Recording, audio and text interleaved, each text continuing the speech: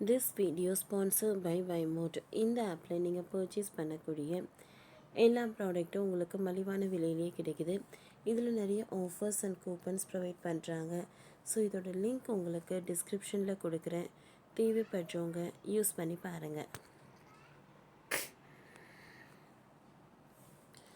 வாடகை கொடுக்க முடியலை, பட வாய்ப்பும் இல்லை, காக்கா முட்டை பாட்டி வேதனை. காக்கா முட்டை திரைப்படத்தில் ஐஸ்வர்யாவின் மாமியாராக நடித்தவர் தான் சாந்திமணி. அந்த படத்தின் இவரின் நடிப்பு அனைவராலும் பேசப்பட்டது. அப்பொழுது அவர் பட வாய்ப்பு இல்லாமல் வறுமையில் இருப்பதாக, உருக்கமான நடிப்பு வாய்ப்பு கொடுத்தால் இந்த கதாபாத்திரமாக இருந்தாலும் நடிப்பேன் என்று பேட்டியில் கூறியுள்ளார்.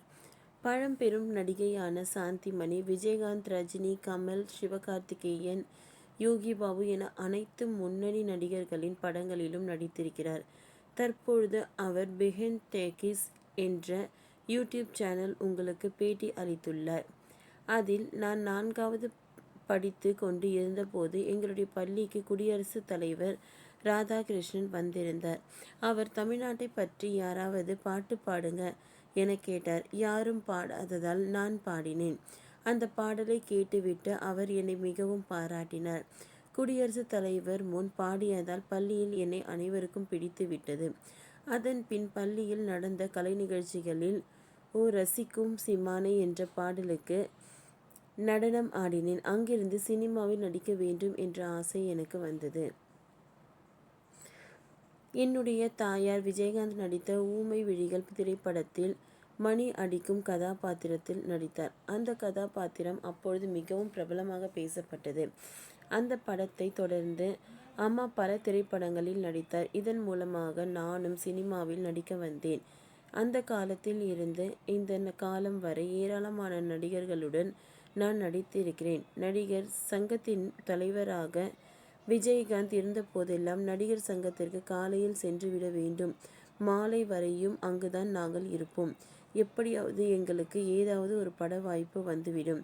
ஆனால் இப்பொழுது நிலைமை அப்படி இல்லை. ஒரு படத்தில் நடித்தால் அதில் மேனேஜருக்கே பாதி பணம் போய்விடுகிறது.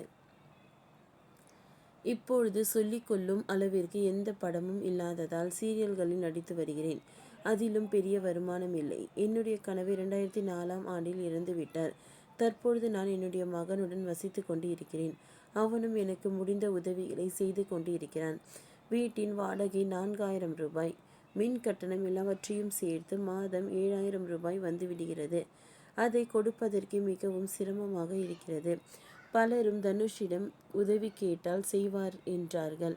எனக்கு உதவி கேட்பதற்கு சங்கடமாக இருக்கும். எனக்கு தொடர்ந்து பட வாய்ப்புகள் வந்ததால் நன்றாக இருக்கும்.